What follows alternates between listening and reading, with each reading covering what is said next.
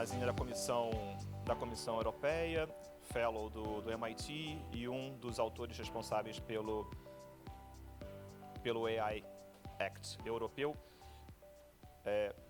Gabriele, I'll be here in the States, but I'll be right here to avoid being like right in the front of your slides. But the floor is yours, and again, thank you a lot for joining us in this conversation. Please, go ahead. Thank you, Carlos, and thank you, ATS Rio and Abranet for the invitation. It's a huge pleasure to be here. It's also my first time in Brazil, so I'm very excited to be here. And so what I would like to do, we have about 20 minutes. I would like to give you a bit of a sense of the work that was done in the EU regarding the AI Act. I suppose most of you know the AI Act is the first sort of comprehensive legislation on AI that is about to be finalized. In fact, all the votes has been concluded. We are waiting for the essentially publication in the official journal, which would happen between June and July, for entering to force, therefore, around August. So first of all, and this is a slide actually I use a lot also in Europe, because as you know, the EU is an international organization made up of several member states of Europe. And it's important to understand a bit the institutional architecture, because sometimes, I've heard in the last couple of months, actually the last year, a lot of versions of the AI Act moving around, and people were a bit confused who does what. So just to be clear, the European Commission is the executive, is essentially where I've been working. And the European Commission has a peculiarity in the EU institutional framework.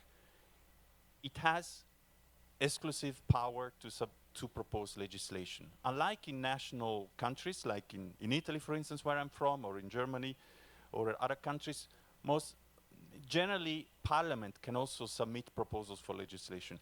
In the EU, only the Commission can do that. So as you can imagine, the Commission has quite an important role in setting the agenda of the EU.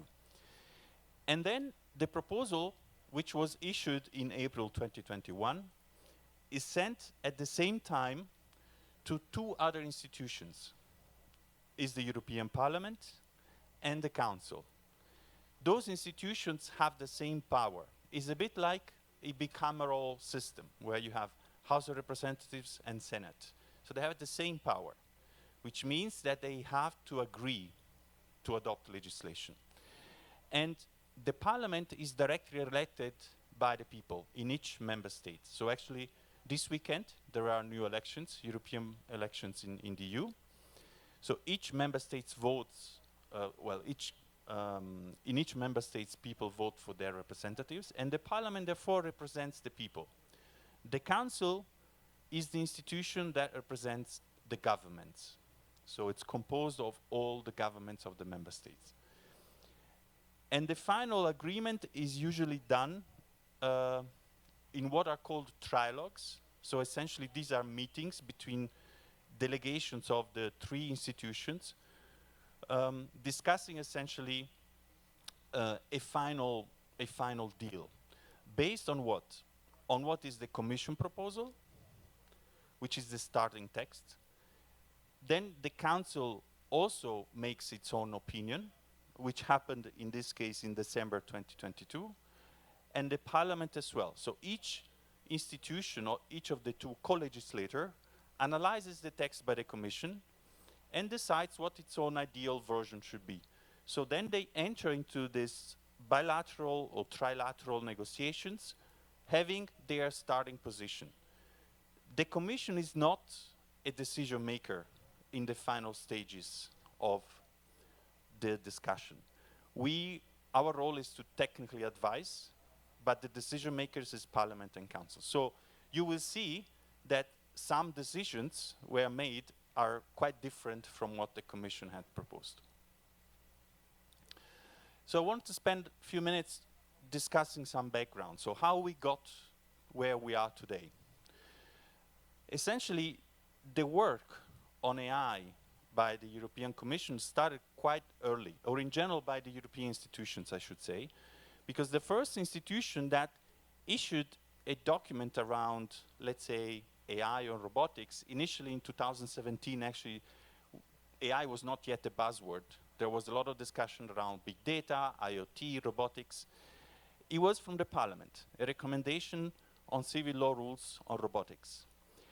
Then, in 2018, the European Commission came up with its first policy document, which is the document here on the left-hand side, Artificial Intelligence for Europe. The main goal of this document was to essentially launch a high-level expert group, so a group of experts independent from the Commission, composed of around 52 people from all representatives. So there were people from academia, from civil society, from government, from trade unions, industry, of course.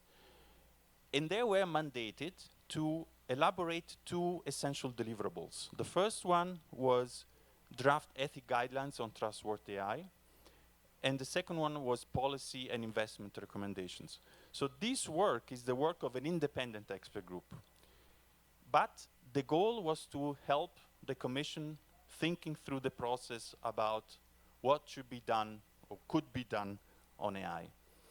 At the same time, the Commission launched a platform, a European AI Alliance, which was an online forum for discussions open to everybody on issues around AI. And this platform was used a lot during the discussion of the deliverables by the high-level expert group, but also continued to be used also afterwards, when the work of the high-level expert group concluded.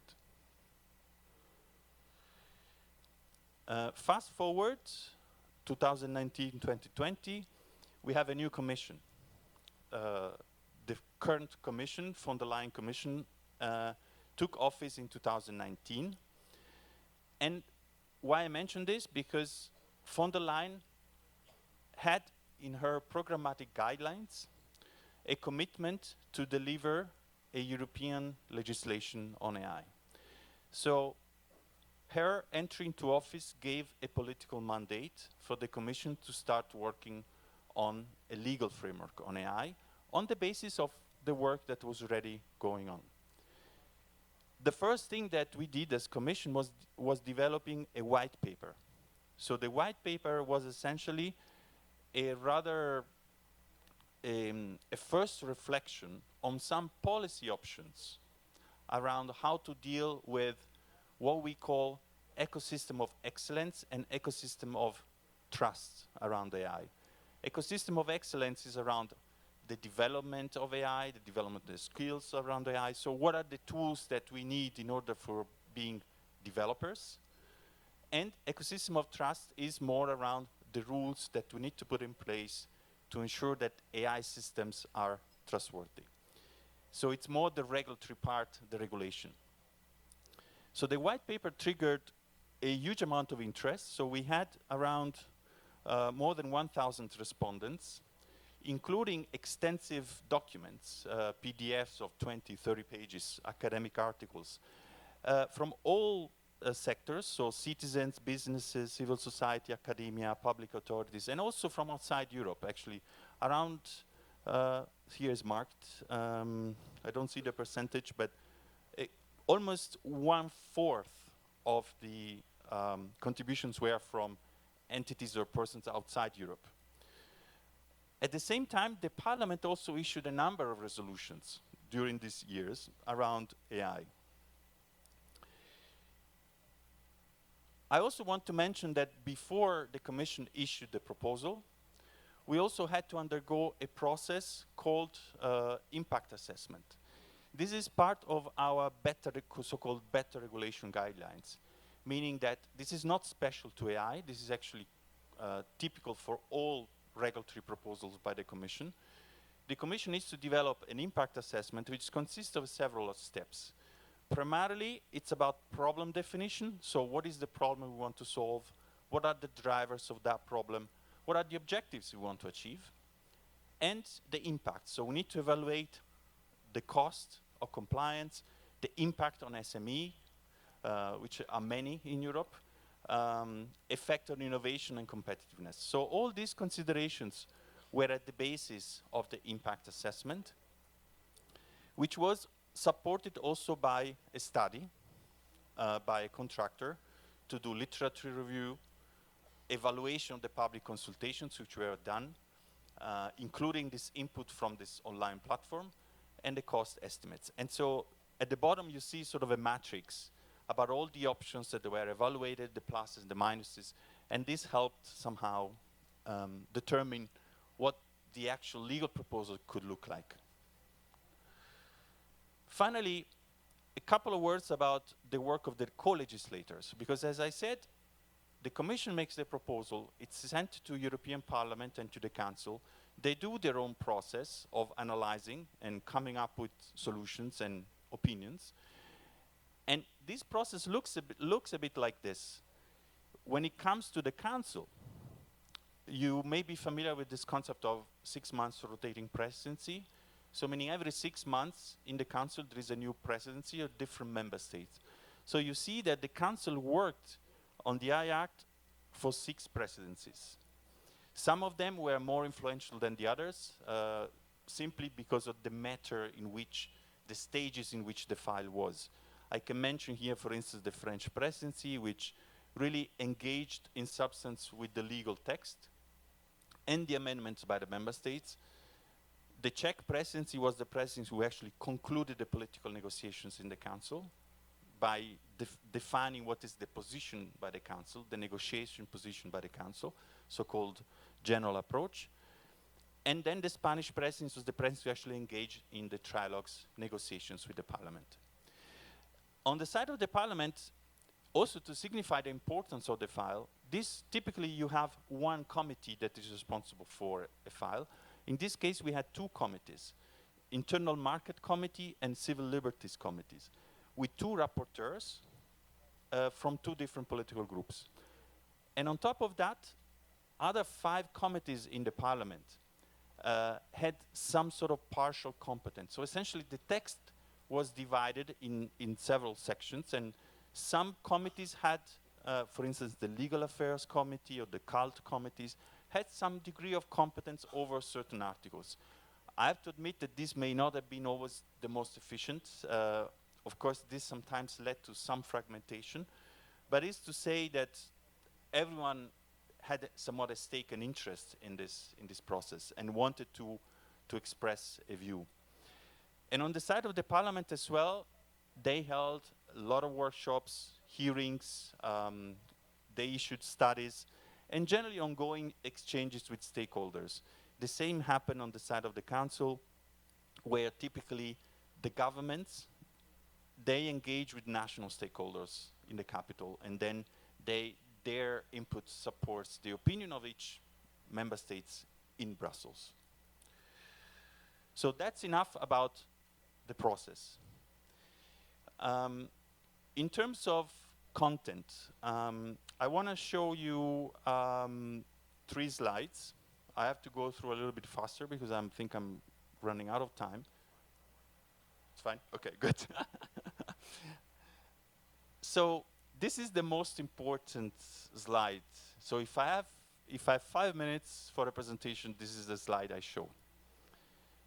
Because let's read the fundamental idea to regulate not just the technology per se, but the use cases. And how do we do that? Our idea was to establish rules that are tailored to the type of risk. So essentially, the higher the risk, the more stringent the rules. In practice, this means that we created 3 layers of risk, or 3 plus 1, where the 4th layer, the green layer, is essentially a layer of applications that are not subject to the AI Act, except on a voluntary basis. So, in fact, when we think about binding rules, we are thinking about the first 3 layers. So the first layer is about cases where certain uses of AI are considered, from our point of view, in the light of our charter, on our treaties, unacceptable. Because essentially the idea would be that we consider there is no countervailing counter value in ensuring that certain uses are allowed. So they are prohibited. In some cases, in one case, there is an exception, for instance, in the use of remote biometric identification, where it's, as a matter of principle, prohibited, but allowed in certain circumstances. Also, during the negotiations, these use cases were always changed. So the Commission started with 4 prohibitions, and the final text has 8 prohibitions. So it's quite more. The second layer is about high risk. High risk means that an application poses certain risks to health, safety, or fundamental rights. But at the same time, there is a value in keeping these applications on the market, in making them possible to be used on the market. Because they also can deliver better outcomes, although they may lead to some risk if not properly managed, but they also lead to better outcomes. Therefore, when an application is considered high risk, and we'll see in a second how that happens, the application will be allowed, but subject to compliance with certain requirements, AI requirements, and a procedure for conformity assessment. This procedure has to attest that the product, the AI system, has been developed in accordance with the requirements. Here we used our concept of CE mark. You may be familiar with this concept. So the CE mark that is used in virtually all products in the EU, starting from instance from medical devices to toys to machinery, signals that a certain product has been developed and manufactured in compliance with EU law, and therefore can freely circulate within the EU. And of course, also foreign manufacturers or foreign providers will have to comply with these rules, not just on AI, but in general. So let's say a manufacturer of a medical device that wants to import that medical device or software, actually in the EU, an AI-based software is a medical device when it has a medical purpose. They already have to comply with legislation on medical devices. The third category is around cases where the risk is essentially related to the lack of transparency. Lack of transparency that is related either to the system itself, for instance, a chatbot, where there may be a risk of impersonation. So we want to make sure that people are aware that they're interacting with a machine and not with another human. This is particularly relevant in the case of generative AI. And again, when we think about generative AI, we think about synthetic content. So in this risk classification, we find cases where indeed content is being synthetically generated, where it's about video, sound, and we want to ensure transparency. So the Commission have proposed a labeling obligation. During the negotiation of the AI Act, we ended up with, in some cases, even more. Essentially, an obligation for the provider of the generative AI system to actually ensure that this certain content can be detected, technically speaking, as synthetic. So I mentioned before high risk. And how do we determine what is high risk? Considering the horizontal nature of the AI Act, we decided to adopt 2 different approaches.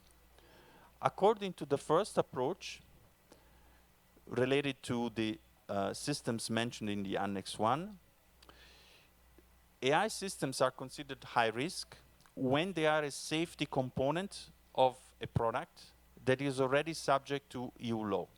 I mentioned before medical devices. I mentioned toys, radio equipment, machinery. So all these are products that are already regulated and that are increasingly having digital components. When the digital component is AI, and it plays a role in terms of the safety function of the product, then the AI is high risk and therefore is subject to the compliance requirements of the AI Act if the product to which the AI is a component is subject to third-party conformity assessment. It's a bit complicated, but the idea was to say we want to anchor the riskiness of the AI system that is a component of a product to the level of risk of the product as determined by sectorial legislation. So we wanted to anchor this, make this link.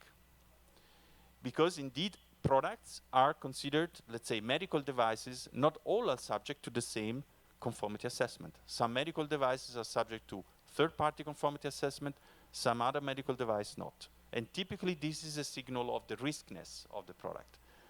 So we wanted to align as much as possible to that logic. The second category is about essentially products or systems that are not regulated today, not directly, at least as a product. So what we did was to identify 8 areas, major areas, as you see them in the screen, like education, employment, migration, law enforcement. They are rather broad. But this does not mean that the whole area is high risk.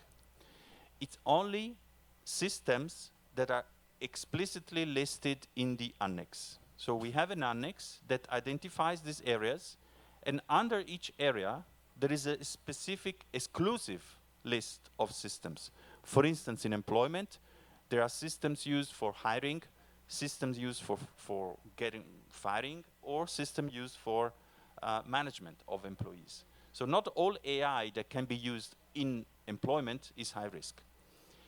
And the reason why we did that is because we wanted to, on the one hand, enable the decision around the areas by the legislator. So council and parliament had to decide, okay, we want this area as a potential area where we can have high-risk AI systems, but allowing the commission, which is the executive, to update the use cases, depending on market evolution, depending on, indeed, accidents, for instance.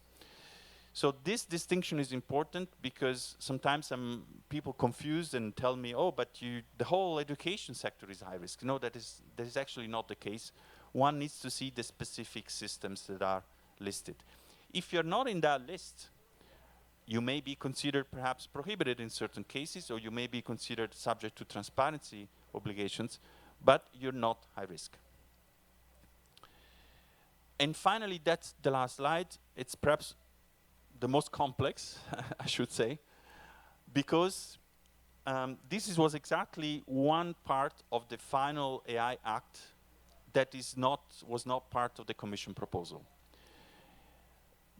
There is a number of reasons why we ended up with this framework. This, let's say, someone says it's a regulation in the regulation, because the regulation of general purpose AI models somehow breaks with the approach of the Commission proposal to regulate the system, so essentially to regulate application level.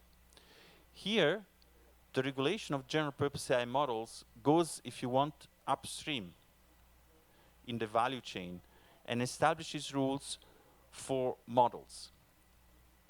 We call them general purpose AI models, but the thinking behind is that of foundation models. It's a terminology that is actually much more known in the community because it was popularized with a paper from some researcher in Stanford in, I think, 2020. So the risk and opportunities of foundation models. These are the models like the one behind ChatGPT, like GPT-3 or GPT-4, that are typically models based on, trained on large amount of data, ultra-aggressive, kind of predict the next token. But they can certainly have attracted a lot of attention. And so this is what happened during our process. The emergence of ChatGPT during the legislative process made sure that also political authorities paid attention to this new phenomenon. We had also some debates, you may be aware, around the risk of some of these models, around, for instance, catastrophic risk. Some talked also about existential risk. And therefore, the debate was somewhat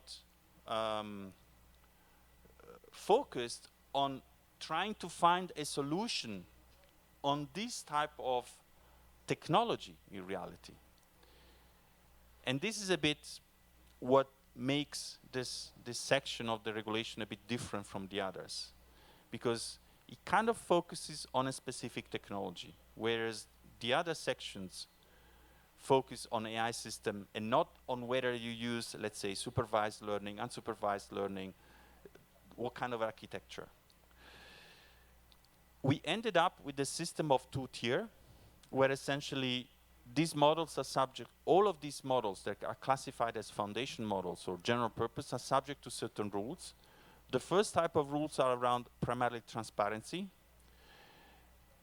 The second tier is when these models can, let's say, lead with some sort of systemic risk.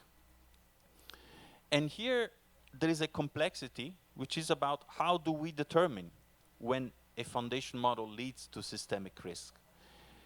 The choice of the co-legislator has been to link that determination to the flops, so it's a compute parameter used to train that model.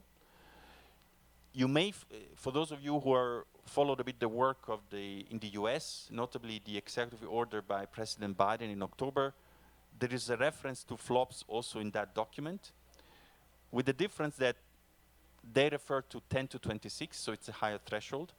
And of course, you know, an executive order by the president is not a legislation by the Congress, like it would be the AI Act. So that's one way in which these models can be classified as belonging to the higher tier. There is another way which is linked to a designation by the AI office, which is the Commission. This borrows, if you want, the logic of the Digital Services Act, for those of you who are familiar, where the Commission can designate platforms as very large online platforms. And this triggers some additional obligations. So here you go, we have a bit a similar approach when it comes to general purpose AI models. Certain models can be subject to additional rules around risk management, incident reporting, or cybersecurity when designated by the Commission. I think I really went over, but I'll stop it here. I'm happy to take questions during the debate. Thank you.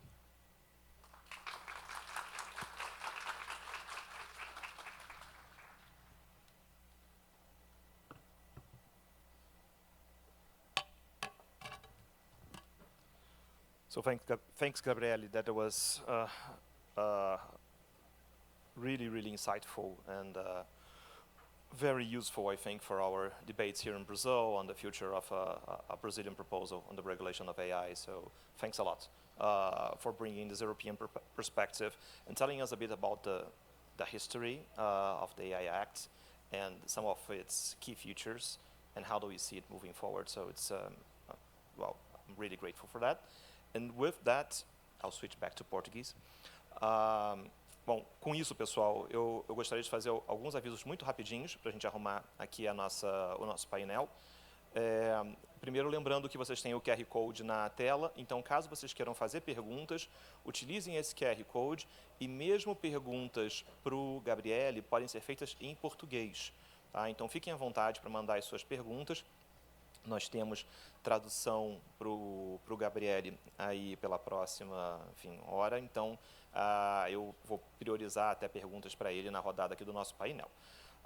Mas dito isso, queria compor o nosso painel como um todo e que com isso queria convidar aqui para o palco, inicialmente convidar a professora Dora Kramer, da PUC São Paulo, Kaufmann, falei Kramer, Dora Kaufmann, da PUC São Paulo.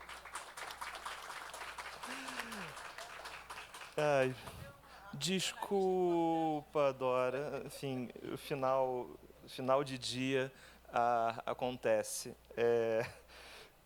Queria convidar também a Miriam Wimmer, diretora da ANPD. O Victor Fernandes, conselheiro do CAD.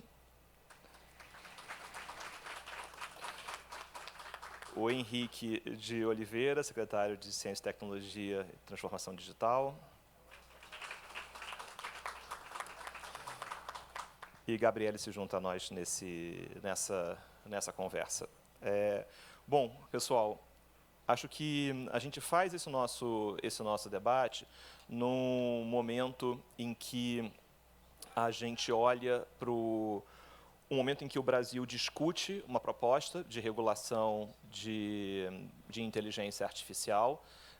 Em especial, vivemos esse painel e abrindo um pouco aqui com todas as expectativas para esse painel, uma das fortes emoções que vivemos na organização desse evento era saber se nós teríamos estamos brincando aqui, o chá de revelação do texto do PL de inteligência artificial, que faria o nosso painel ser um painel de um pinga-fogo com um texto que ninguém teria lido ainda, mas que seria, assim, extremamente emocionante. Isso não aconteceu, mas o que não nos impede de fazer um olhar importante sobre o que a gente espera que saia do texto e quais são os rumos que o debate sobre regulação de inteligência artificial no Brasil vai tomar nesse momento tão importante. E, para isso, a gente reuniu esse grupo de especialistas, de pessoas que se dedicam a esse tema, que podem oferecer algumas rotas desse caminhar para nós aqui. Miriam, eu vou usar da nossa conexão UERJiana para começar com você aqui esse nosso debate. Quando a gente pensa para o futuro da discussão de regulação de IA, proteção de dados parece desempenhar um papel importante. E a ANPD, nos últimos anos, ela simboliza essa trajetória que o Brasil teve a partir da criação de uma nova lei, que é a Lei Geral de Proteção de Dados Pessoais, se cria uma autoridade, a autoridade tem o papel de orientar o mercado, de produzir guias orientativos, de levar adiante uma verdadeira cultura de proteção de dados. Quando a gente pula para a inteligência artificial, é claro que proteção de dados pessoais é uma parte dessa equação. Muitos dos dados que são utilizados para desenvolvimento de aplicações de IA são dados pessoais. Não são todos, mas sim, é claro que a gente tem aqui um overlap entre esses dois campos. Queria te escutar um pouquinho de como é que você vê esse encontro de águas entre proteção de dados pessoais, de um lado, em especial no contexto brasileiro, com o papel da ANPD, e esse desafio que é a regulação de IA no país. O que a gente já aprendeu nesses anos de desenvolvimento de uma cultura de proteção de dados no país que podem ser úteis para a gente entrar com um olhar determinado na discussão de regulação de inteligência artificial? Legal, muito obrigada, CAF. Queria começar agradecendo aos organizadores do evento pelo gentil convite e dizer que é uma grande alegria compartilhar esse painel com amigos, interlocutores de longa data. E também agradeço a gentileza de me dirigir à primeira questão, CAF, baseado num duvidoso histórico conjunto na UERJ, mas perfeitamente justificável.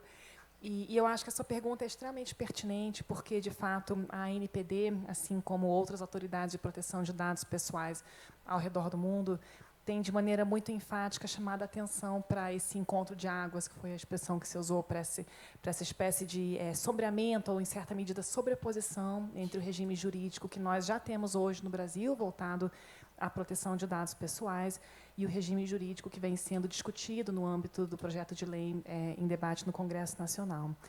E essa proximidade ela não é por acaso, né? É óbvio que existe uma conexão que decorre do fato de que a inteligência artificial é uma tecnologia que requer grandes volumes de dados para fins de treinamento, dados pessoais e dados não pessoais, e também uma tecnologia que, a partir do tratamento, do processamento de dados, gera impactos sobre indivíduos, né? Então, naturalmente, os sistemas que usam IA hoje já estão sob a jurisdição da ANPD, estão sujeitos às regras da LGPD na proporção, na medida em que fazem uso de dados pessoais ou impactam indivíduos com base no tratamento desses dados. E essa conexão me parece que é muito evidente, sobretudo na abordagem brasileira, porque no Brasil, diferentemente um pouquinho da Comissão Europeia, que iniciou a discussão, conforme exposto, né, muito a partir de uma lógica de product safety, certificações. No Brasil, a gente tem um histórico calcado na proteção de direitos, né? A gente tem uma rica história de discussão do Marco Civil da Internet, depois a própria LGPD, e a proposta brasileira, oriunda da Comissão de Juristas, já como ponto de partida, logo nos primeiros dispositivos da lei, tem um capítulo lá que fala dos direitos das pessoas ou grupos afetados por sistemas de IA. E quando a gente vai olhar para esses direitos, a gente vê uma grande convergência com direitos que já estão dispostos na própria Lei Geral de Proteção de Dados. Então, de um lado, um grupo de direitos associados à transparência, ao direito de acesso, ao direito de conhecer. Depois, direitos também de compreender e de contestar decisões tomadas por sistemas de IA, que são direitos já previstos, com uma linguagem certamente mais simples, né, na própria Lei Geral de Proteção de Dados, que contempla, por exemplo, um direito à explicação, um direito à revisão de decisões automatizadas, além de uma série de direitos associados à visibilidade do titular quanto ao tratamento de seus dados pessoais. E mais do que isso, né, então, não apenas do ponto de vista substantivo quanto aos direitos do titular, a própria sistemática do projeto de lei em discussão no Congresso guarda muitas semelhanças com a LGPD. Por exemplo, a ideia de uma abordagem baseada em riscos, né? Então, a gente viu na exposição precedente a lógica europeia de risco inaceitável, alto risco, médio risco, baixo risco. A LGPD não usa exatamente essa sistemática, mas o risco é um conceito presente em toda a legislação. Então, a gente vai fazer um relatório de impacto da proteção de dados pessoais, quando o tratamento puder ensejar um risco. A gente vai notificar um incidente de segurança quando ele puder ensejar riscos a indivíduos, né, a direitos e liberdades fundamentais. A gente vai gerar programas de governança em privacidade para mitigar riscos, né? Então, essa é uma sistemática presente na LGPD, que é muito semelhante, né, à que está sendo discutido no âmbito do projeto de lei. E, por fim, eu diria que tem um aspecto, um último aspecto, assim, que tem a ver com o nosso arranjo institucional, que tem a ver com essa transversalidade da pauta, né, e é um tema que tem gerado debates monstruosos, né, debates muito complexos, que, de alguma maneira, se viu, enfim, debates esses que, de alguma maneira, foram simplificados entre uma suposta contraposição de uma regulação descentralizada por meio de reguladores setoriais ou uma regulação centralizada. Por que eu digo uma simplificação? Porque, efetivamente, o mesmo debate se travou no âmbito da LGPD. Você vai lembrar, CAF, assim como outros colegas, a discussão era: meu Deus, vai ter uma autoridade, o que vai acontecer com as agências reguladoras, o que vai acontecer com os PROCONs? E eu tenho a alegria de comunicar, né, que 3 anos e meio depois, as agências reguladoras estão muito bem, obrigado, os PROCONs continuam trabalhando. E o papel da ANPD, que é uma autoridade central, é um papel justamente de trazer coerência, consistência, uniformidade de entendimentos e de interpretações de uma legislação que é muito complexa e muito transversal. E é um pouco o mesmo debate que a gente enfrenta hoje no âmbito do PL em discussão no Senado Federal, uma vez que é claro que existe um papel muito relevante dos reguladores setoriais, que têm a visão, a expertise, mas, por outro lado, a inexistência de uma autoridade central nos leva a um risco de fragmentação interpretativa, que também, por sua vez, enseja uma insegurança jurídica. Então, eu acho que, de fato, assim, na trajetória da NPD, a gente teve muitos aprendizados, né, sobre como lidar com essa complexidade, com essa transversalidade, a relação entre o horizontal e o vertical, que certamente podem também inspirar os nossos debates no âmbito do projeto de lei de regulação da inteligência artificial. Legal, obrigado. Obrigado, Miriam. E, pessoal, só lembrando, fiquem à vontade para mandar suas perguntas. Nós vamos fazer uma primeira rodada com os nossos panelistas e, em seguida, eu volto com as suas perguntas para os nossos panelistas. Deixa eu continuar. Vitor, queria te trazer para a conversa, em especial olhando para a atuação do CAD nos últimos anos em mercados digitais. De certa forma, a gente se acostumou a olhar para essa conversa de inteligência artificial como sendo quase como que uma nova etapa do debate que a gente viu sobre internet. E isso serve para os dois lados, né? A gente aprendeu, em determinadas situações, com o debate dos últimos 25 anos sobre a internet e mercados digitais, e inteligência artificial parece ser essa nova fase. E aí, quando a gente olha para a atuação do CAD sobre mercados digitais, nós temos ali alguns casos emblemáticos, algumas certas lições aprendidas. Então, a minha pergunta para você, ela segue a mesma estrutura do que perguntei para a Miriam. Então, olhando essa atuação do CAD sobre mercados digitais, como é que você imagina esse novo momento que inteligência artificial traz, sabendo que a própria colocação de como sendo um novo momento é em si também artificial, já que a gente tem, por óbvio, né, uma relação muito direta sobre questões envolvendo a internet e envolvendo IA. Mas queria te ouvir um pouco, como é que você imagina, como é que você vê essa discussão sobre inteligência artificial aterrissando no CAD, com esse olhar sobre competição, sobre concorrência, a partir da experiência que o CAD tem sobre mercados digitais nos últimos anos? Muito obrigado, Carlos. Eu primeiro queria agradecer à Abranet, ao ITS, pelo convite. É uma honra estar aqui, em especial com um painel repleto também de conhecidos, amigos e interlocutores de alto nível para esse debate.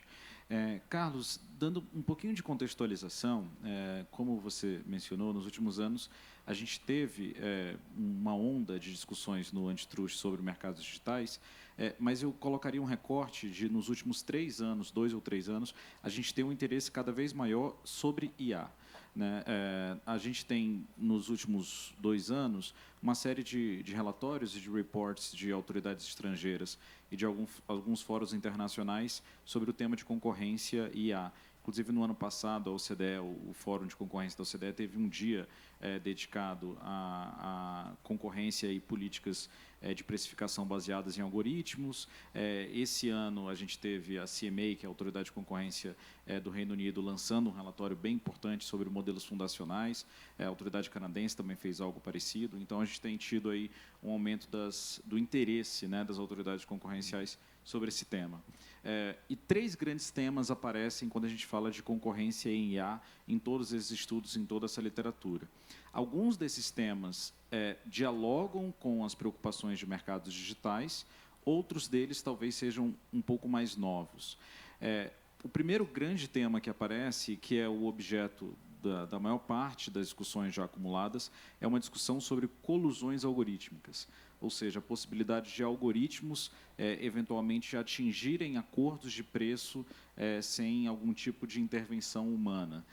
Esse debate que parece um pouco utópico, né, parece um pouco alienígena, vamos dizer assim, né, robôs fazendo cartéis, né, esse debate ele começou a ser muito explorado a partir de 2017, a partir de alguns textos jurídicos, e hoje a gente tem alguns economistas que fazem trabalhos, inclusive alguns trabalhos empíricos muito interessantes, mostrando que alguns tipos de algoritmos, aqueles skill learning algorithms, eles talvez sejam capazes de, a partir de um determinado momento, determinadas estruturas de mercado mais oligopolizadas, atingir conluios sustentáveis, né? Então, em algumas indústrias, isso pode ser que seja uma realidade, mas ainda tem uma grande discussão entre economistas e alguns cientistas da computação sobre quão provável e comum isso seria.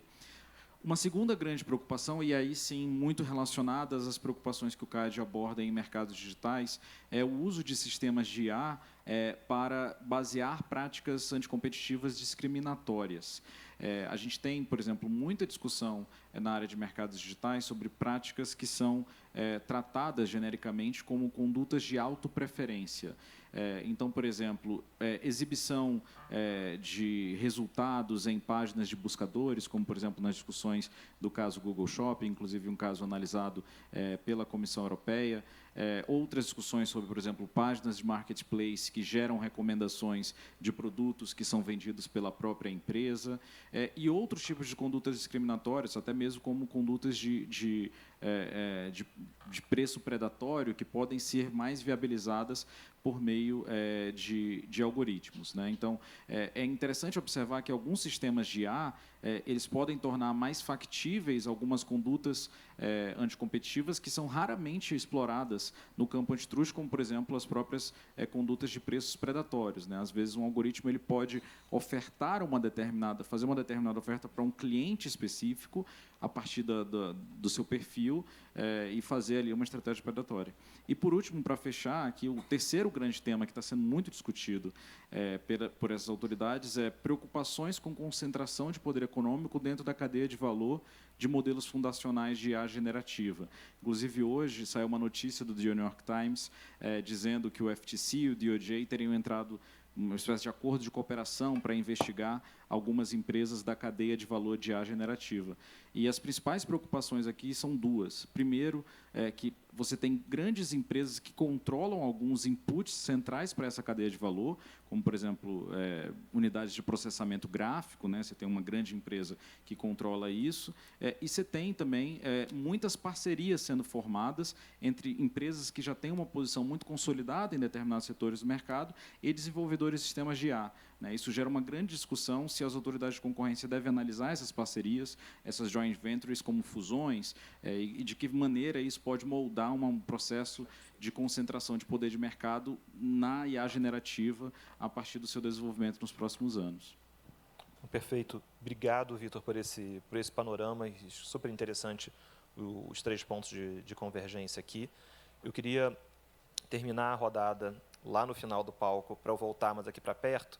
E aí, Henrique, te trazendo para a conversa, acho que seria super interessante ouvir de você, porque a gente aqui tem um olhar sobre proteção de dados, um olhar sobre concorrência.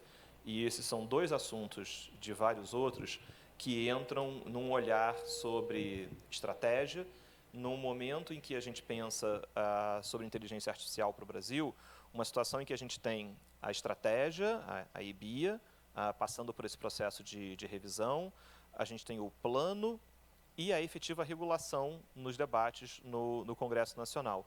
Então, será que você pode explicar um pouquinho para a gente qual é o estado atual desse olhar de revisão sobre a EBIA e como é que você enxerga essa relação da estratégia com o plano? Até para, enfim, não sei se todo mundo está na mesma página sobre a estratégia, o plano e a regulação no Congresso. Então, se você puder oferecer essa sua visão sobre a estratégia e o plano de IA, acho que seria muito útil para que todo mundo fique na mesma página sobre para onde a gente caminha nessa construção. Ok, boa tarde, obrigado. Cumprimento aqui a todos os painelistas, cumprimento aos presentes. Agradeço a organização do evento pela oportunidade de também trazer um pouco dessa visão do Ministério em função das atividades que foram desenvolvidas já mais recentemente, especificamente na revisão da EBIA e na elaboração do Plano Brasileiro de Inteligência Artificial. A revisão da estratégia brasileira nós começamos em dezembro, a pedido da dirigente do Ministério, da ministra.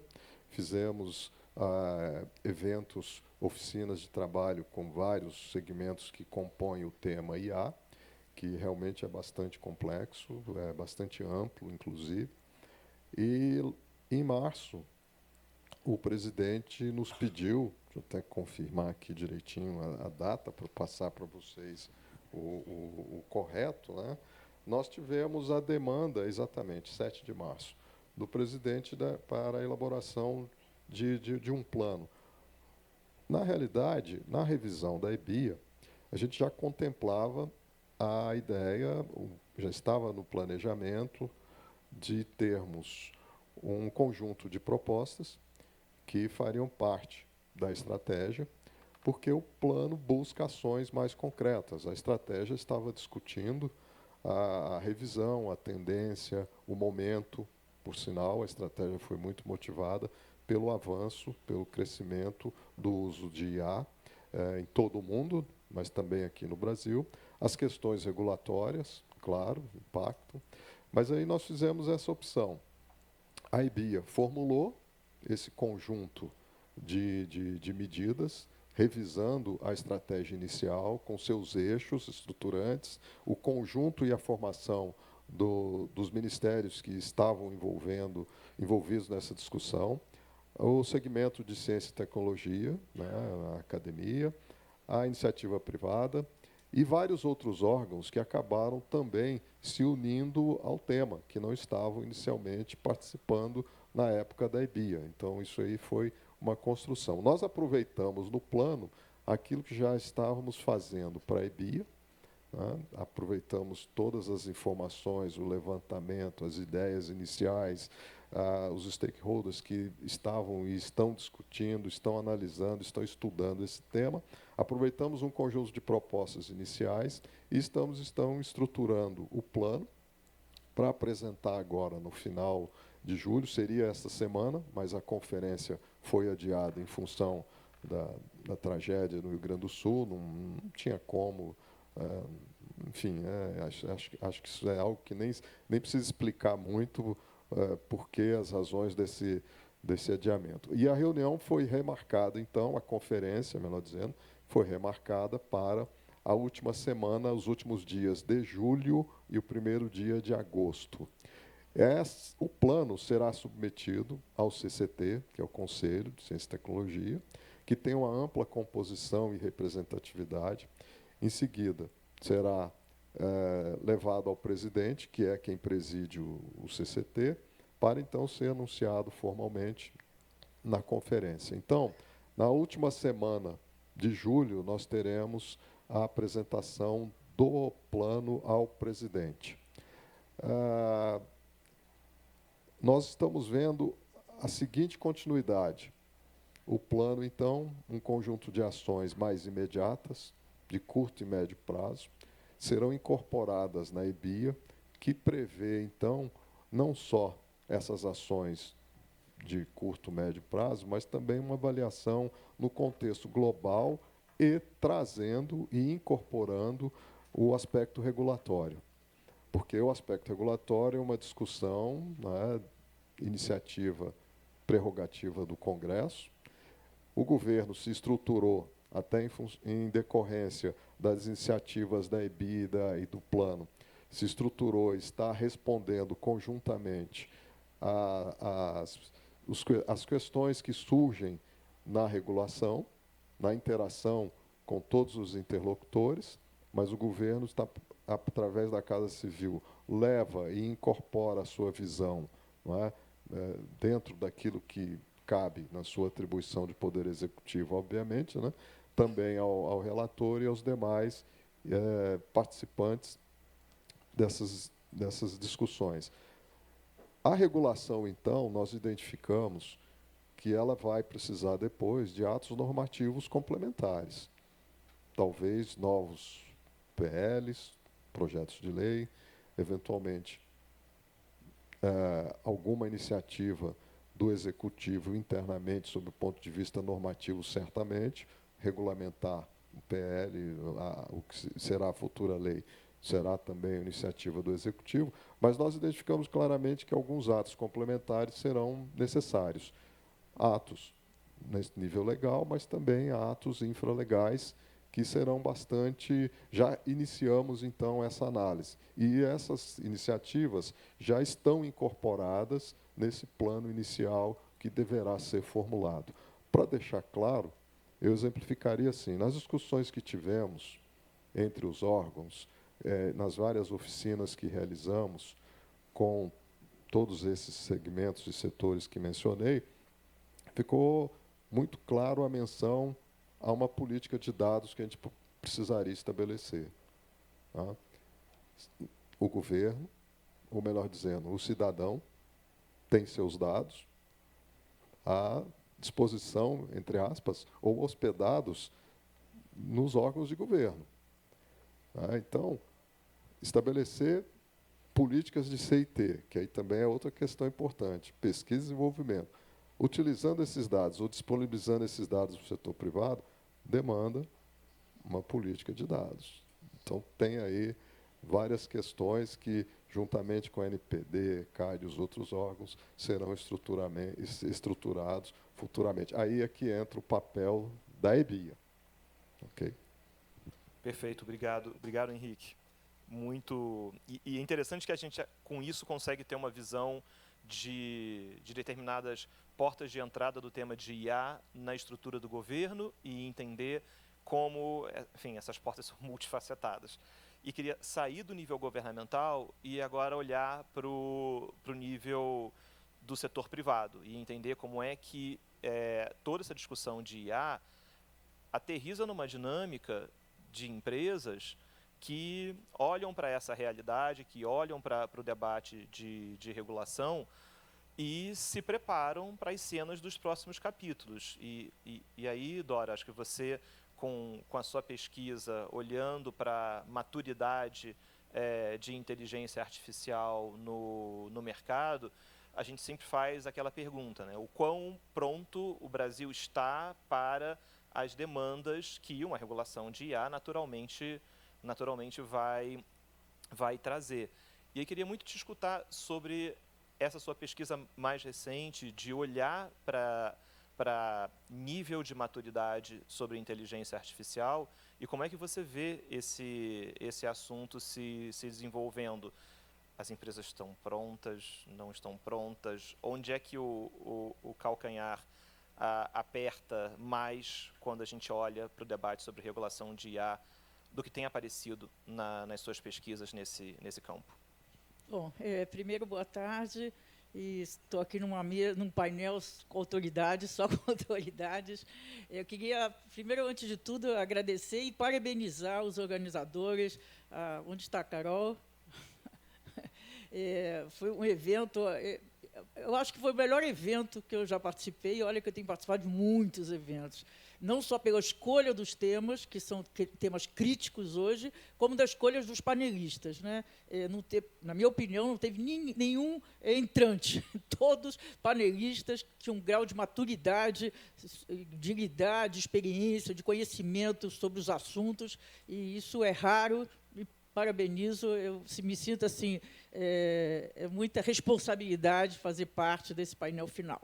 Antes de responder a sua pergunta, se você me permite, eu queria falar, já que eu sou professora da universidade, eu queria falar assim, quando nós estamos falando de inteligência artificial, sobre o que nós estamos falando? Né? Eu acho que isso é importante de situar. Primeiro, nós estamos falando de uma tecnologia digital, mas é uma tecnologia de propósito geral, diferente das demais tecnologias digitais. E essa tecnologia, como toda tecnologia de propósito geral, ela está mudando a lógica de funcionamento da economia e da sociedade. Então, eu vou dar 2 exemplos dessa mudança de lógica que tem tudo a ver com os temas que nós estamos debatendo ao longo de todo esse evento. Primeiro, a matéria-prima não é única, né, mas a matéria-prima básica dessa tecnologia são dados.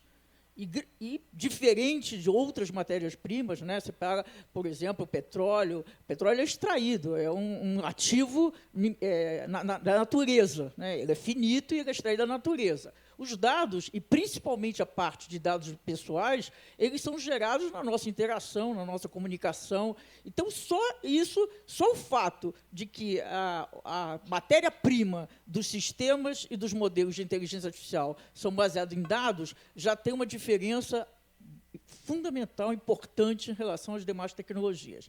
Depois, o que está acontecendo hoje, nesse aspecto de mudança de lógica na economia, é que nós estamos migrando de modelos programados para modelos probabilísticos, porque, como eu acho que a maior parte de vocês aqui deve saber, a técnica que permeia praticamente todas as implementações, ou grande parte das implementações hoje, que é chamada rede neural profunda, em inglês Deep Learning, é um modelo estatístico. Então, quando nós estamos falando de modelos de máquinas com modelos ou sistemas habilitados por inteligência artificial, nós estamos falando de modelos estatísticos, de máquinas estatísticas, né? Então, essa mudança entre máquinas programadas e máquinas probabilísticas, do ponto de vista de identificação de risco e monitoramento de risco, é uma mudança radical.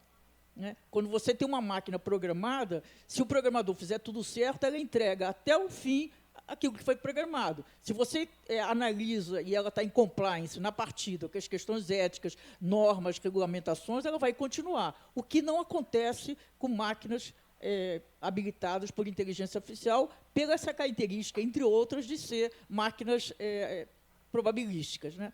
Então, se a gente pensar o que é inteligência artificial, eu tenho uma dificuldade enorme de pensar como implementar na prática e como fiscalizar uma regulamentação geral de inteligência artificial.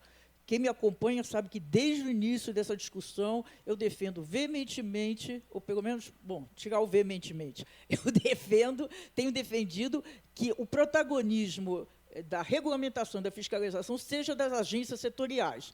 Se a gente pegar cada um dos temas que foram tratados nos painéis anteriores, todos eles estão sendo afetados e vão ser afetados fortemente, cada vez mais, pela inteligência artificial. né? Então, nós estamos falando do ambiente onde a gente vive, um ambiente absolutamente regulamentado, né? Tem regulamentação para tudo. Então, se a gente pegar lá o Banco Central lá, o mercado, a indústria bancária, ela é absolutamente regulamentada. Então, se a gente vai ver, bom, o score de crédito, tem regras para score de crédito, tem regras para tudo dentro do funcionamento dos bancos. Então, o que me faz mais sentido?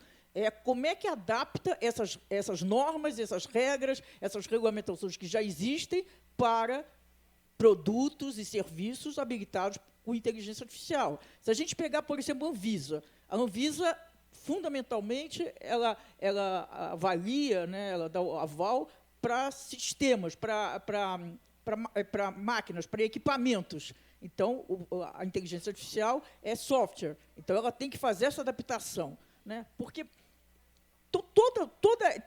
eu acho que dessa maneira eu vejo como viável, porque o Gabriel fez uma bela apresentação sobre assim, as questões gerais, o processo de constituição, de formulação do AI Act, que eu tenho acompanhado também desde o início. Mas, para mim, o grande desafio é como implementar 485 páginas e depois fiscalizar, né? Eu acho que a Europa, assim, é minha opinião, claro, eu especialista, eu estou falando aqui do outro lado do Atlântico, mas tudo que eu tenho acompanhado é como é que implementa, né?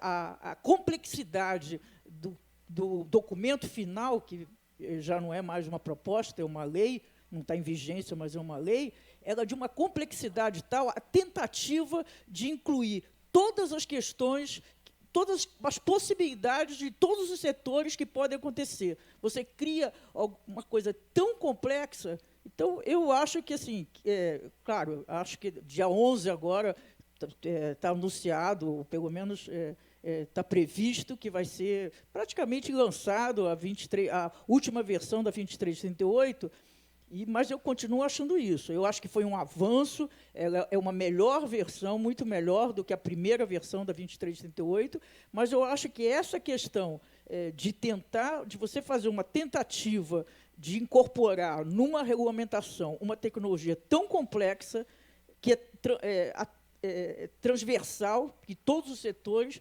eu acho isso, eu não vejo como isso vai ser viável, né? Eu acho que cada uma das agências setoriais, e nós temos aqui no Brasil, uma certa forma, um privilégio, porque nós temos agências maduras, já que uma respeitabilidade pública nos últimos anos que elas foram adquirindo, então elas têm capacidade de implementar essa transformação. Eu tive agora, no mês de fevereiro, eu passei nos Estados Unidos, eu acompanhei alguns processos muito interessantes, por exemplo, uma diretora de 5 hospitais na Filadélfia interagindo direto com a FDA.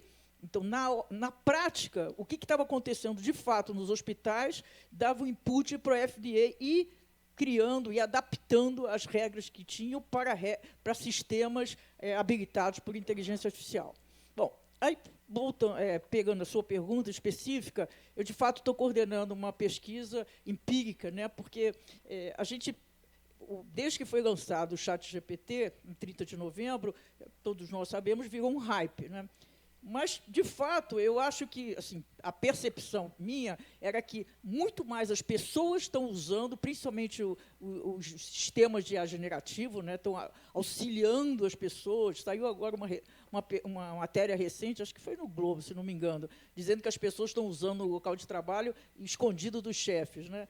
Então, eu acho que, de fato, assim, tem inúmeras formas que estão ajudando as pessoas no desempenho das suas funções.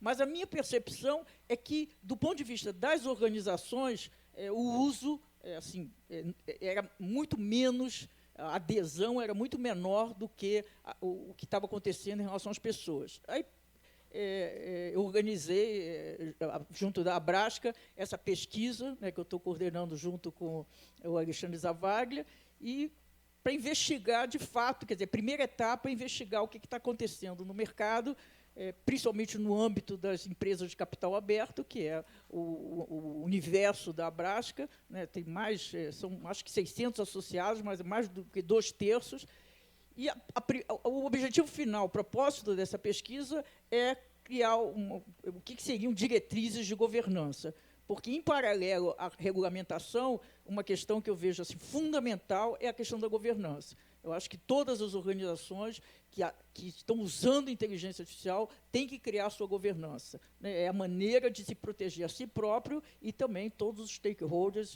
daquele conjunto do negócio que você faz. Em princípio, a gente fez uma investigação muito detalhada. Nós separamos um conjunto razoável de empresas e nós fizemos entrevistas com alguém do conselho, o CEO e o head de tecnologia. Mas, assim, perguntas detalhadas mesmo. E o que a gente encontrou? Bom, primeiro, não encontramos nenhuma estratégia de inteligência artificial. São usos pontuais, assim, propostos ou por iniciativa da TI, por iniciativa de alguém da área de negócios, mas não uma estratégia, né, que tenha feito um diagnóstico na empresa e aonde que a inteligência artificial pode contribuir para otimizar os processos, como usar, não encontramos. Também não encontramos nenhuma governança de inteligência artificial específica, né, algum conjunto de diretrizes que dissesse esses são os riscos, potenciais riscos, quais são as perguntas que a gente tem que fazer, o que a gente tem que investigar quando a gente usa um sistema proposto no mercado, porque também a maior parte do que a gente encontrou, assim, talvez botar em percentuais, mas talvez 90% são usos de sistemas e de modelos ofertados no mercado, poucos, talvez 10%, de soluções desenvolvidas internamente, mas usando os algoritmos de inteligência artificial desenvolvidos ou empresa de tecnologia ou pela comunidade de código aberto, inclusive com a suposição que ou as empresas de tecnologia ou a comunidade de código aberto já tenham validado previamente, o que aparentemente não é verdadeiro. Então, está tudo no começo. Eu acho que a questão, assim, o que aconteceu com esse hype, entre outras razões de positivo, é que, de fato, está na pauta, né? Nós não encontramos nenhum conselho que já não tivesse preocupado, ou pensando, ou entendendo como a inteligência artificial é estratégia para a competição, para o futuro do desenvolvimento da própria organização, né? Então, essa sensibilização é super positiva, mas ainda está tudo muito inicial. Eu acho que isso vai ser acelerado, né?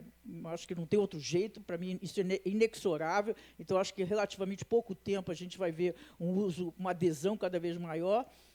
Mas é isso, eu acho que a gente precisava, é muito importante pensar sobre o que nós estamos falando, como nós falamos de inteligência artificial, né? Se ela permeia todas as nossas atividades e vai permear cada vez mais, né, por que ela tem que ser tratada como uma regulamentação separada de todo o resto que já é regulamentado? Por que a gente não incorpora as particularidades, especificidades da inteligência artificial das normas e regulamentações que já existem na sociedade?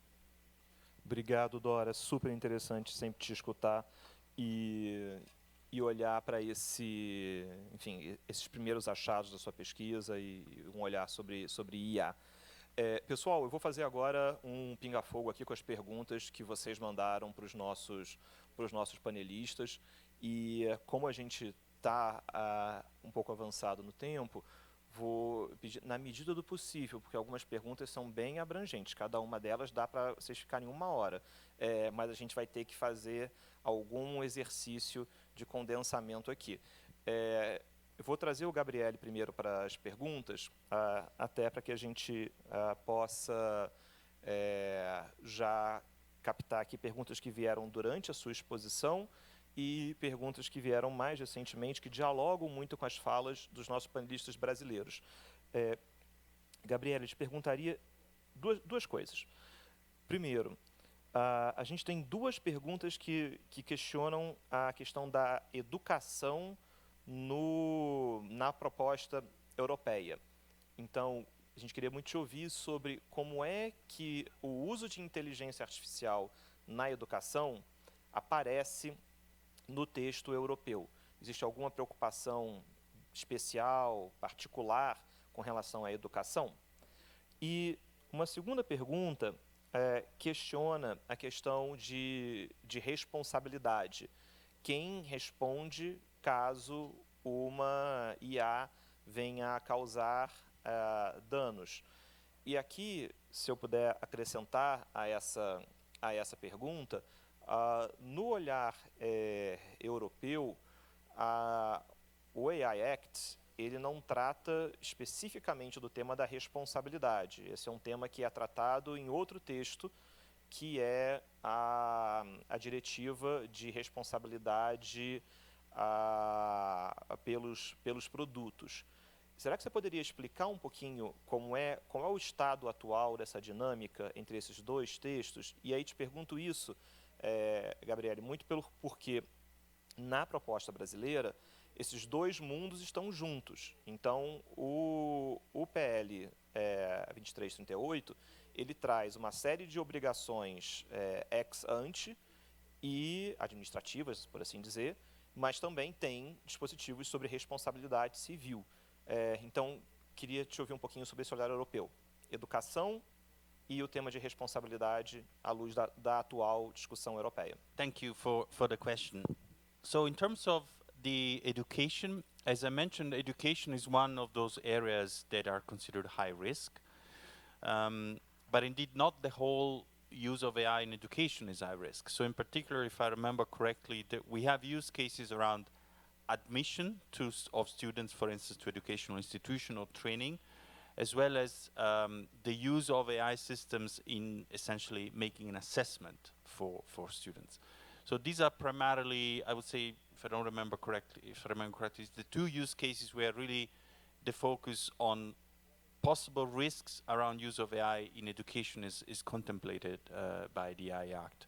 But there is essentially not much more, except that during the trilogues, so the negotiations, there has been an emphasis also by the two co-legislators on ensuring there is proper, let's say, educational actions as regards the use of AI systems, for instance, in companies or public administrations.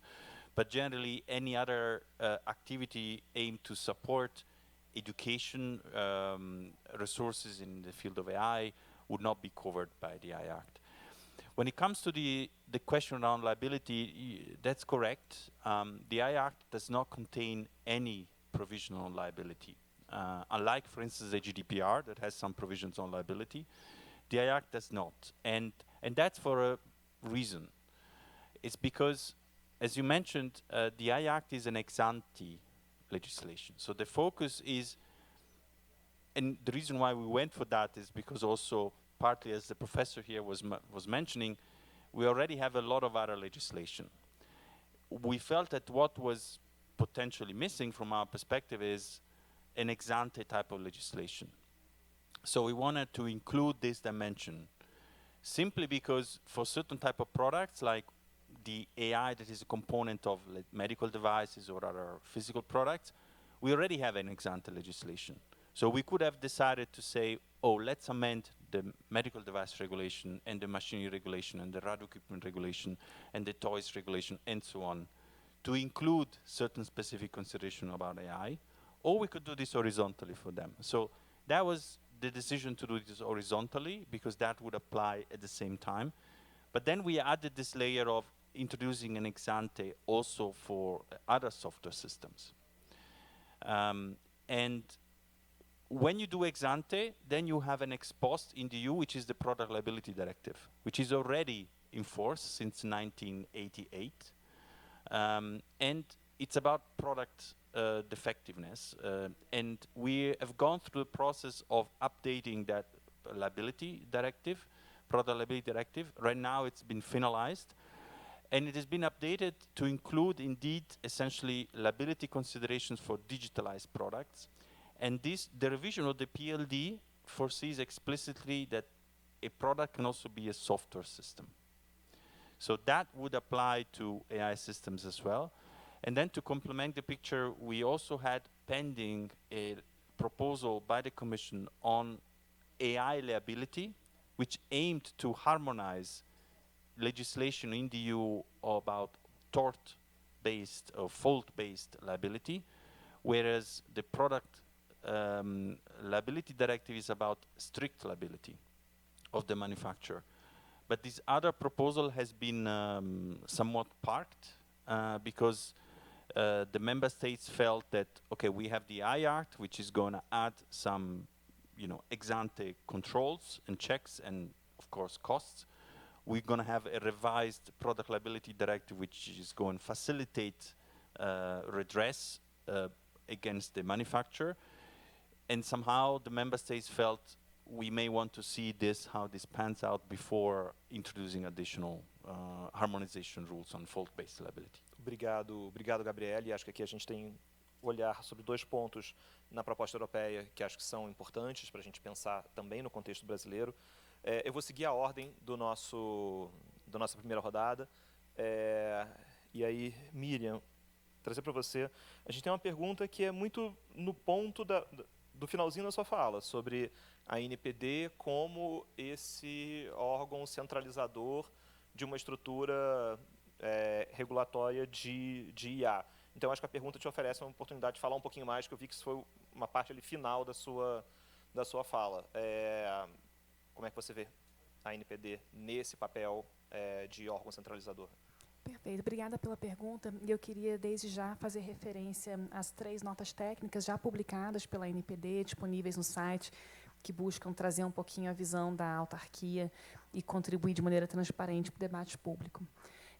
Eu acho que é preciso que a gente cuide um pouquinho da terminologia, porque quando a gente fala em autoridade-chave, autoridade central, isso não significa esgotar tudo que existe no mundo de regulação de IA, e nem seria possível, né? A NPD não pretende, eu acho que nenhum órgão público teria essa pretensão, de ser regulador de todo o capitalismo e de todo o poder público, né? Pelo amor de Deus.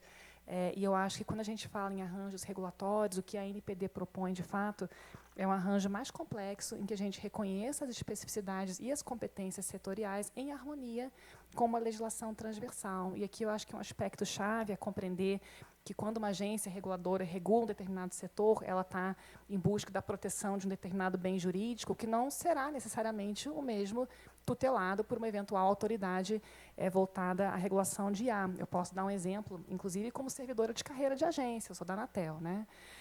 A relação entre a Anatel e o CAD. Quando tem um ato de concentração no setor de telecom, a Anatel vai atuar à luz da legislação de telecom, para verificar se os parâmetros regulatórios estão cumpridos. O CAD vai atuar à luz da legislação de defesa da concorrência. Existe uma sinergia na atuação entre órgãos independentes, buscando diferentes bens jurídicos, mas à luz de um arcabouço jurídico que tem que ter uma presunção de unidade, coerência, de consistência.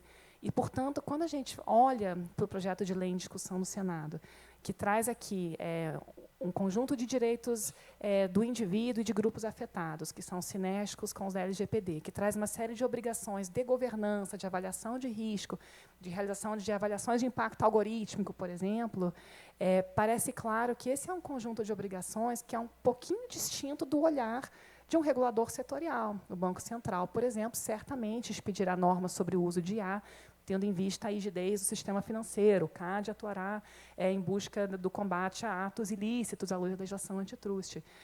Mas me parece que é, de fato, importante que haja uma autoridade capaz de dar consistência a esse ecossistema à luz das novas obrigações que a legislação pretende estabelecer, sobretudo, obrigações voltadas à mitigação de riscos e de impactos relevantes para indivíduos e grupos. Então, o que a NPD já sugeriu e se colocou como um órgão bem posicionado para assumir essa responsabilidade, é um arranjo que contempla, de um lado, uma autoridade competente, né, essa orquestradora desse ecossistema, mas, de outro lado, um papel relevante e significativo para o Poder Executivo, por exemplo, por meio do MCTI e de outros ministérios, no estabelecimento de políticas públicas voltadas para a ciência e tecnologia, para a educação, para a proteção de direitos online, enfim, nas diferentes searas, para os reguladores setoriais, atuando de maneira coordenada, e também, na proposta da NPD, chama atenção para um aspecto importante, que é a necessidade de ter mecanismos formais institucionais de participação social, por meio de conselhos consultivos, por exemplo,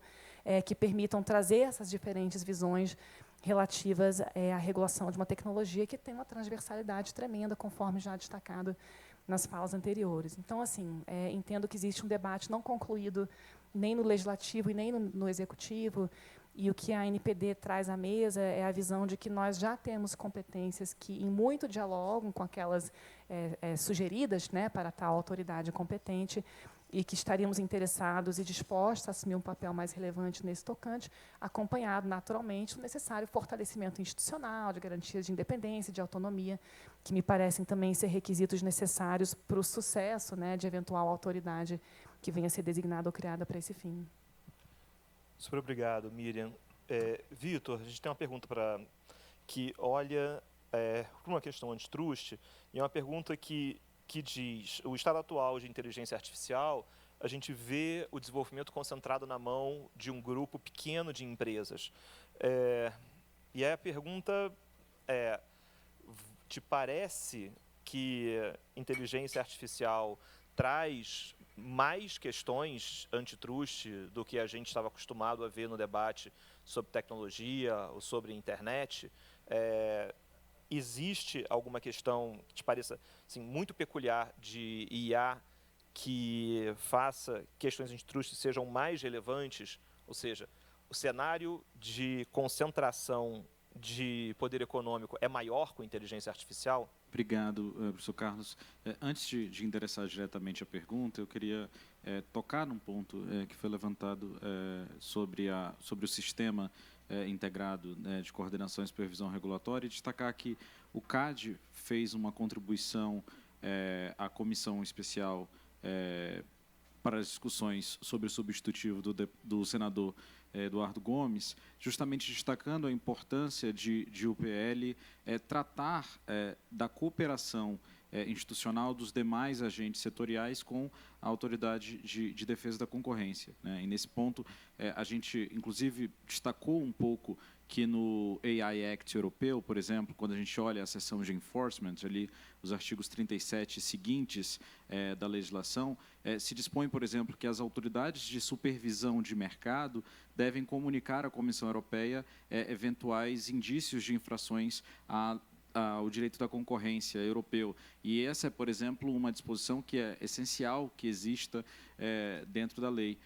E também que sejam definidos, né, eventualmente, modalidades de investigações conjuntas, como existe na lei europeia, e até mesmo que seja disciplinado o acesso que será dado à Autoridade de Defesa da Concorrência sobre os dados de treinamento dessas plataformas, enfim, claro que garantido aqui todos os regramentos de confidencialidade. Então, essa foi basicamente a opinião do CAD. E o CAD também destacou a necessidade de se olhar com um certo cuidado para estratégias de micro e pequenas empresas, né? O AI Act da União Europeia também traz muitas disposições relevantes sobre micro e pequenas empresas, e é importante que eventualmente sejam adotados critérios especiais para que a legislação seja compatível com o desenvolvimento de novos modelos de negócio, e especialmente algumas startups.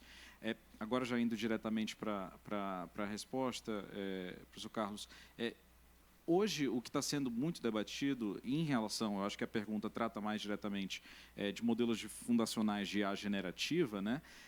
O que está sendo muito discutido pelas autoridades de defesa da concorrência é se os inputs, né, se os insumos utilizados ao longo da cadeia de valor desses modelos fundacionais estão muito concentrados e se isso pode gerar algum tipo de problema concorrencial, né? A professora Dora, por exemplo, mencionou os dados, né? E dentro dessa estrutura de IA generativa, além de dados, a gente precisa de um grande poder computacional para que esses modelos sejam treinados e depois lançados no mercado, né? E pode ser que na estrutura dessa cadeia de valor existam alguns gargalos, né? Poucos fornecedores de determinados inputs, né? E isso pode gerar problemas concorrenciais. As autoridades também têm observado que, em alguns mercados específicos, às vezes a solução de IA generativa pode estar sendo ofertada em conjunto com outros serviços digitais, como, por exemplo, sistemas operacionais ou algum tipo de outro aplicativo, né, que já é utilizado dentro daquele sistema operacional. Então, aqui pode ter uma eventual preocupação de bundlings, né, e de conjugação de serviços, né. E, por fim, como eu também tinha mencionado, muitas estratégias de parcerias, joint ventures ou estratégias de investimento de, às vezes, grandes empresas de tecnologia que colocam dinheiro dentro de uma determinada tecnologia, de um determinado modelo fundacional e permite desenvolver isso. Eu acho que hoje a comunidade Antitrust ainda está observando e analisando ainda um pouco em que medida a gente pode ter ou não problemas concorrenciais dentro da estrutura, mas o fato de ter grandes empresas envolvidas nessa estratégia de investimento, claro, que chama a atenção e desperta um cuidado especial das autoridades antitrust no futuro para esse debate. Perfeito, obrigado, Vitor. E já esclarecendo a vocês que estão conosco aqui nessa reta final do painel, é que vocês não estão sensibilizados como nós, num painel aqui na frente, que está piscando tempo esgotado em vermelho. É uma experiência de controle de ansiedade muito grande. Eu gostaria de compartilhar com todos. Mas, dito isso, Henrique, a gente tem uma pergunta para você que olha muito para essa relação da estratégia com os projetos de lei. E ao final da sua fala, você mencionou que, na medida em que a gente vai ter a estratégia e o plano, pode ser que a gente tenha outros projetos. E esse é um tema que sempre me parece muito caro, pegando carona na pergunta que veio aqui. E, gente, as perguntas são anonimizadas. Então, enfim, elas não são nem compliance com a LGPD, estão fora da LGPD, porque são anonimizadas. Não são não, porque a gente deve ter algum registro de quem mandou, se a gente for buscar, acho que a LGPD se aplica. Mas eu não tenho como dar a atribuição de quem fez a pergunta, então, enfim, estou fazendo a pergunta de maneira geral. Mas pegando um gancho nessa pergunta, um ponto que sempre me preocupa é, se o Congresso aprova uma lei de inteligência artificial, por agora, me preocupa se o Congresso não vai achar que o dever de casa está cumprido. Quer dizer, legislamos sobre inteligência artificial, resolvido. E acho que na sua fala vem muito uma visão mais de longo prazo, em que a estratégia, ela enxerga mais longe. Então, queria te provocar sobre isso. Como é que você enxerga essa relação da estratégia, do plano, com, atualmente, o PL, mas, enfim, com o trabalho do Congresso? Como é que esses dois eixos se relacionam?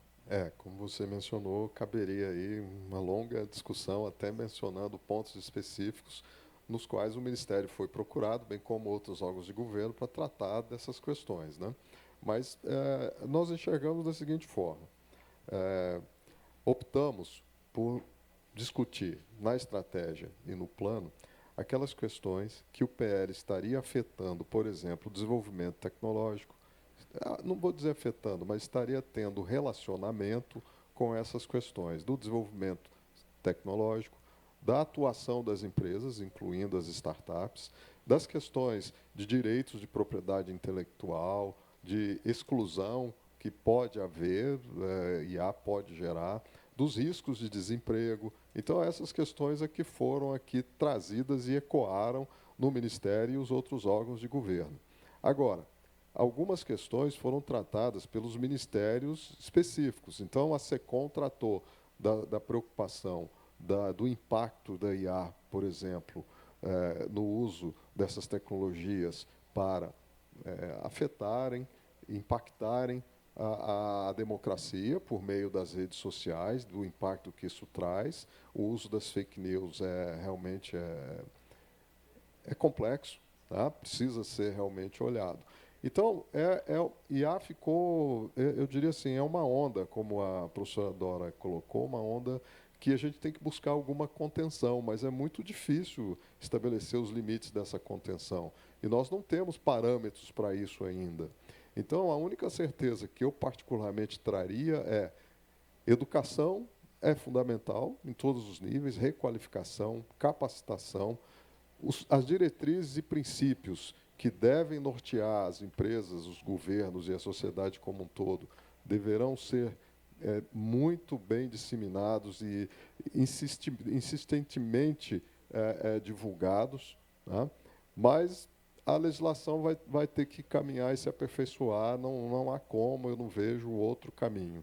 A questão das agências é muito complexo realmente, porque as agências terão que se preocupar, cada um com seu, vamos dizer assim, pedaço no início, mas pode ser que isso no futuro se mostre inexequível, então talvez você tenha que criar um modelo mais integrado, um modelo diferenciado. Então, tem várias questões aí que estão nos preocupando. Mas essas discussões também nos trouxeram, só encerrando, algo que também, como eu mencionei aqui, a regulação vai precisar tratar, e talvez numa atos normativos infralegais, que é, por exemplo, regras de uso para o setor público. Regras de uso para nós aqui, como usar essas ferramentas, como pagar por essas ferramentas, como responsabilizar também os dirigentes. Então, são questões que ainda estão para ser definidas. Então, há realmente ainda... Aqui é só um pequeno overview assim, muito rápido, mas essas questões vão ter que ser realmente avaliadas e discutidas ao longo do tempo, e por todos. Isso está afetando já, desde a criança que já utiliza, dá os seus primeiros passos na escola, ou posso dizer até que na sociedade, até o profissional que sofre o risco de perder o emprego por conta do uso, vamos dizer, em alta escala de IA. Eu não vou nem falar das máquinas que poderão gerar as soluções, porque aí já entra uma confusão que... Mas, enfim, obrigado. Não, perfeito, obrigadíssimo, Henrique. A gente, enfim, está circulando muito na internet nos últimos dias esse meme, né, da pessoa que diz: eu queria que a inteligência artificial lavasse minha louça para que eu pudesse viver da minha arte, da minha escrita. O que aconteceu é que a inteligência artificial está fazendo arte e escrevendo, e sobrou para mim lavar a louça. Enfim, não era exatamente esse o plano na largada. Mas, Henrique, você traz a questão da educação, o que é um gancho perfeito para a pergunta que eu tenho para a professora Dora, que é uma pergunta justamente sobre educação. Então, vamos terminar com esse olhar sobre educação, Dora. E a pergunta que vem para você é: quais são as competências que a gente precisa desenvolver para alunos e professores pensando em IA generativa? O que precisa ser transformado, já que a educação é tão importante, como apareceu também na fala do Henrique? E aí, essa última palavra é com você. Olha, esse é um tema tão complexo que... Tempo esgotado. Como é que eu vou falar sobre a questão da educação? Mas antes eu queria fazer um outro comentário. É muito complexo regulamentar a inteligência artificial, é muito complexo criar o governança de inteligência artificial, mas a realidade é muito mais complexa, né? Quando a gente fala assim, por exemplo, precisamos criar infraestrutura, isso é de uma complexidade tal... A quantidade de recursos necessários para a gente aqui no Brasil criar infraestrutura, para a gente poder desenvolver de fato a inteligência artificial, é de uma magnitude. A gente pegar a Europa, eu tive agora em maio em Madrid, e tinham três pessoas, tinham três parlamentares do Parlamento Europeu participando. E todos eles, era assim, a dificuldade da Europa, não estou falando do Brasil, é a Europa, é o norte global, a falta de infraestrutura para desenvolver a inteligência artificial. O maior exemplo é a Mistral. A Mistral, não sei se vocês acompanharam, é uma das três empresas, uma empresa francesa, uma startup francesa, trabalha com IA generativa e de código aberto. Ela era citada todo o tempo, o ano passado inteiro, como uma das promessas de Big Techs europeias. E agora, em março, ela aceitou, quer dizer, na verdade, fez uma associação com a Microsoft, né? Por que isso? É para escalar, né? É o limite da infraestrutura. A questão não é só os recursos, a questão é a capacidade de processamento que é necessária para você trabalhar, para você desenvolver, para você escalar uma startup trabalhando com inteligência artificial. Então, pensar, elaborar teoricamente caminhos é difícil, mas é muito mais complicado colocar isso em prática e, de fato, fazer diferença para a gente avançar. Olha, eu adoraria falar sobre a questão de educação, acho super importante, mas não tem como eu resumir quais são... eu acho que não é só a questão de tecnologia. Desenvolvedores de tecnologia, especialistas em tecnologia, é uma parte super importante, mas isso me preocupa menos. E eu vou dizer por quê. Porque isso atinge diretamente as empresas, organizações, corporações em geral, e estão todas dedicadas a superar esses limites. O que me preocupa mais é que tem uma mudança na interface, na natureza de interface entre homem e máquina, que pega todas as áreas. Então, qualquer seja atividade, qualquer cidadão do século XXI hoje tem que se capacitar, tem que saber como é que funciona essa tecnologia, quais são os limites, qual é a lógica dela. Então, isso permeia todo mundo. Isso tem que fazer na educação primária, tem que fazer um shift entre o que é informática, que ainda se usa essa palavra, demodé, informática, programação, para o que é a lógica da inteligência artificial, nas universidades, em suma, em todas as atividades. Por isso que eu falo, a realidade é muito mais complicada. Obrigado, Dora. Gente, com isso, encerramos esse painel e eu gostaria de pedir a todos uma salva de palmas para os nossos panelistas.